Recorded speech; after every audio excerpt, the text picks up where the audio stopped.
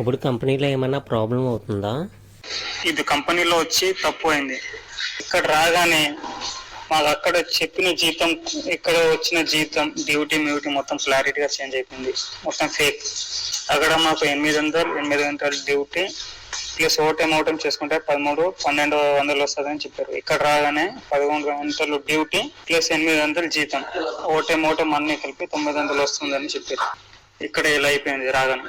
Main ఇక్కడ ఏంటంటే మేము చేసే 12 గంటల డ్యూటీకి మాకు వచ్చే శాలరీ 700-600. ఎందుకు అలా వస్తుందని అడిగితే కంపెనీ జస్ట్ మీకు పనికి తగ్గట్టు శాలరీ ఇస్తా అని చెప్పింది.